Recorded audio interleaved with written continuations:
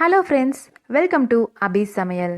இன்னைக்கு நம்ம ரொம்ப சுவையான கசப்பே தெரியாத பாகற்காய் தொக்கு எப்படி பண்ணுறதுன்னு பார்க்கலாங்க. 2 பெரிய நெல்லிக்காய் அளவில் புளி எடுத்து ஊற வச்சு நல்லா கரைச்சி வச்சுக்கோங்க. இப்போது கடாயில் 2 ஸ்பூன் எண்ணெய் சேர்த்துக்கோங்க.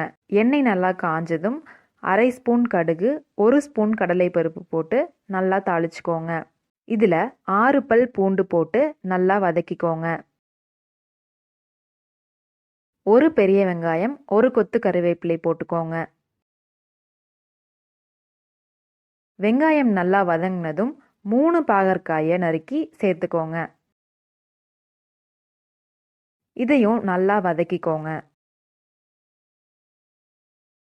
இப்போ 1 தக்காளியை பொடியா நறுக்கி சேர்த்துக்கோங்க.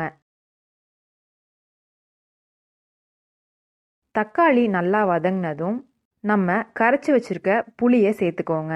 1/2 ஸ்பூன் மஞ்சள் தூள், 1/2 ஸ்பூன் மல்லித்தூள், தேவையான அளவு உப்பு சேர்த்துக்கோங்க. இதை நல்லா கலந்து விட்டுட்டு கொதிக்க விட்டுருங்க. இப்போ பாருங்க, இது கொதிச்சிருச்சு. இதை மூடி வச்சு நம்ம வேக வைக்கலாம். 2 நிமிஷத்துக்கு ஒரு தடவை இந்த மூடியை எடுத்துட்டு நல்லா கலக்கி விடுங்க, இல்லைன்னா அடி பிடிச்சிரும். இப்போ பாருங்க, பாகற்காய் நல்லா வெந்துருச்சு. தண்ணியும் நம்மளுக்கு வேணுங்கிற அளவு கரெக்டாக சுண்டி இருக்கு. இப்போ இதில் 1 ஸ்பூன் வெல்லம் இல்லைனா 1 ஸ்பூன் கரும்பு சர்க்கரை சேர்த்துக்கோங்க. அவ்வளோதாங்க, ரெடி ஆயிருச்சு ரொம்ப சுவையான பாகற்காய் தொக்கு.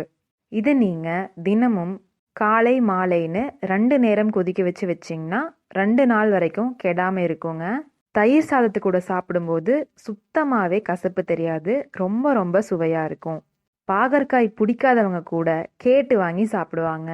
நீங்களும் சமைச்சு சாப்பிட்டு பார்த்துட்டு எப்படி இருக்குன்னு எனக்கு கமெண்ட் பண்ணுங்க. மறக்காம அபி சமையல் சேனலை சப்ஸ்கிரைப் பண்ணுங்க. பக்கத்தில் இருக்க பெல் ஐக்கானை பிரஸ் பண்ணிக்கோங்க. மீண்டும் அடுத்த பதிவில் சந்திக்கலாம்.